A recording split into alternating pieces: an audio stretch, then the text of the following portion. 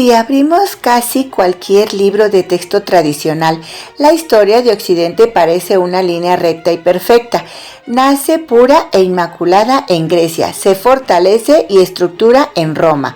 Duerme durante la Edad Media y despierta por arte de magia en el Renacimiento. Es un relato cómodo, sin duda, pero ¿y si esa narrativa, el pilar mismo de lo que nos enseñan en la escuela, fuera una invención absoluta del siglo XIX? Bienvenidos a Te Resumimos Libros, el espacio donde revisamos con calma y rigor una obra que desafía todo lo que creíamos saber sobre nuestros orígenes. Hoy recorremos paso a paso el libro Cómo el mundo creó Occidente, 4000 años de historia, de la profesora Josephine King de la Universidad de Oxford. Y ahora viene lo que realmente te va a enganchar hasta el final. Prepárate porque cada minuto que avances en este viaje de 4000 años va a ser más impactante que el anterior. Vamos a destapar con pruebas arqueológicas irrefutables que Grecia y Roma apenas inventaron nada desde cero. Cómo el conocimiento sobrevivió gracias a eruditos árabes que crearon el álgebra mientras Europa supuestamente dormía. Y un detalle que los historiadores victorianos borraron por puro prejuicio: las mujeres guerreras de las estepas que protegían rutas comerciales con espadas y arcos. Te prometemos que cuando lleguemos al siglo XV y veamos cómo las carabelas europeas no partieron de ningún milagro aislado, sino que heredaron todo el trabajo del planeta entero, tu forma de mirar la historia y el presente va a cambiar para siempre. Quédate hasta el cierre, porque el último tramo te va a dejar con una pregunta que no podrás ignorar. ¿Y si el Occidente que defendemos nunca fue solo nuestro? Esta obra monumental no se limita a contar hechos, nos invita a cambiar los cristales con los que miramos el pasado, porque el mayor obstáculo no es la falta de datos, sino la lente distorsionada que heredamos del pensamiento civilizatorio. Esa idea victoriana de que la humanidad se divide en bloques monolíticos, como especies separadas que crecen aisladas y chocan sin mezclarse nunca. Es que ese concepto surgió en la época victoriana y lo perpetuaron después autores influyentes del siglo XX como Samuel Huntington con su tesis del choque de civilizaciones, o incluso Fernand Braudel. Nos hicieron creer que cada cultura es un árbol con raíces impermeables. King, en cambio, propone una imagen distinta y más precisa: la humanidad como un inmenso parterre de flores. Las culturas distintivas existen, sí, pero nacen, crecen y se sostienen únicamente gracias a la polinización cruzada constante. Si aíslas una flor, no se vuelve más pura, simplemente se marchita. Y aquí la clave que eleva la tesis del libro: no se trata de un intercambio pasivo como el del viento o las abejas.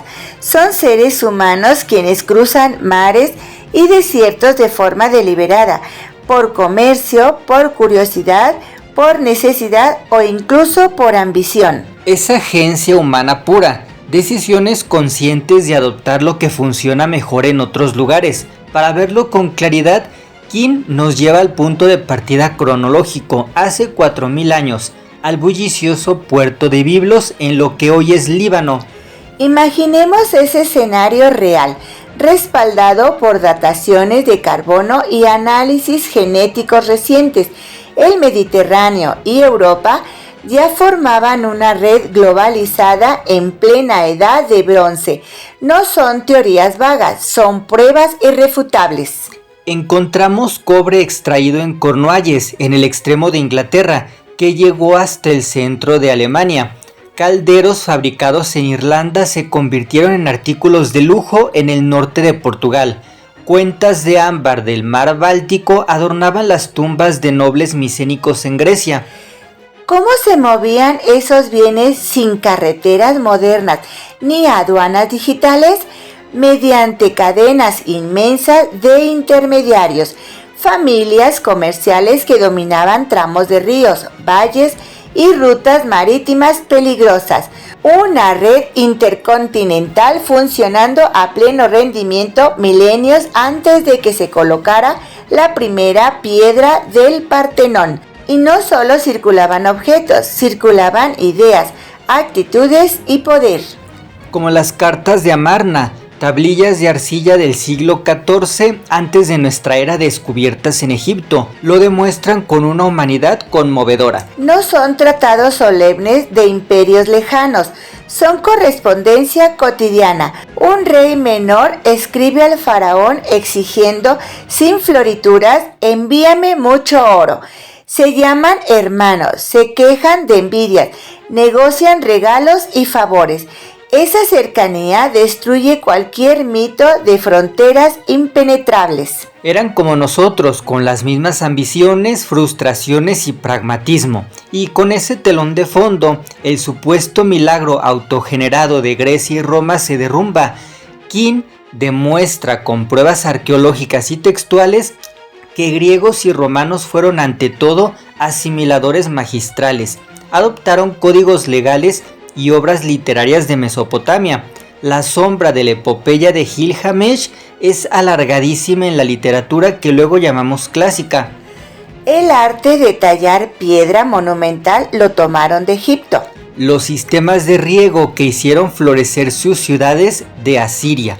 El alfabeto, esa herramienta que democratizó el conocimiento, vino del Levante, evolucionando de sistemas anteriores como el de Ugarit, ciudad-estado en el norte de Siria que incluso pudo haber anticipado formas de escritura y democracia siglos antes. La navegación avanzada, crucial para su expansión, la aprendieron de los fenicios.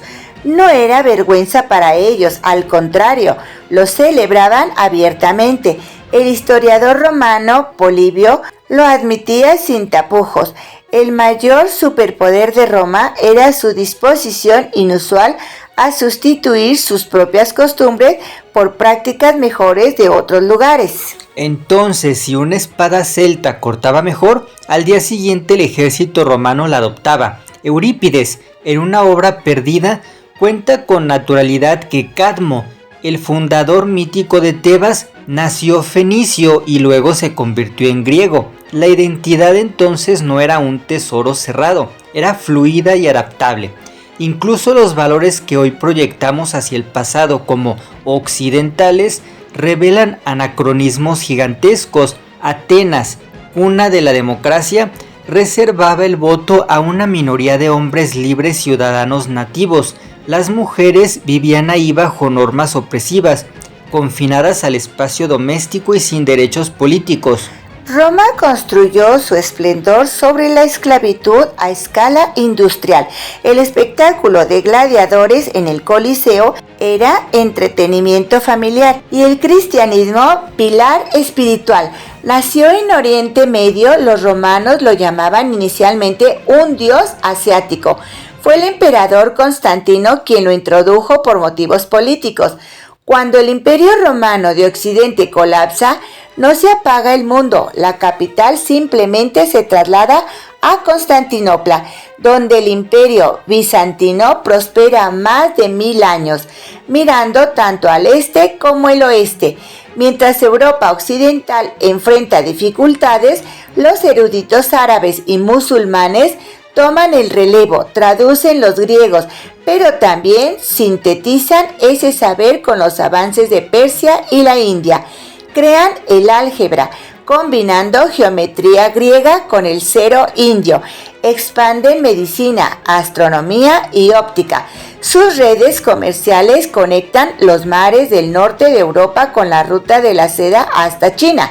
En medio de esa inmensa red eurasiática aparece un detalle que los historiadores victorianos rechazaron por prejuicio. Las mujeres guerreras de las estepas. Textos antiguos hablaban de tribus nómadas lideradas por guerreras formidables. Los académicos del siglo XIX lo tacharon de fantasía porque no encajaba en su visión patriarcal de civilizaciones dirigidas por hombres. Hoy la arqueología ha desenterrado más de 100 tumbas en Rusia y Ucrania con esqueletos de mujeres enterradas con hachas, espadas, flechas y armaduras que muestran uso real en un combate. No era mito, era parte viva de la red que conectaba Oriente y Occidente.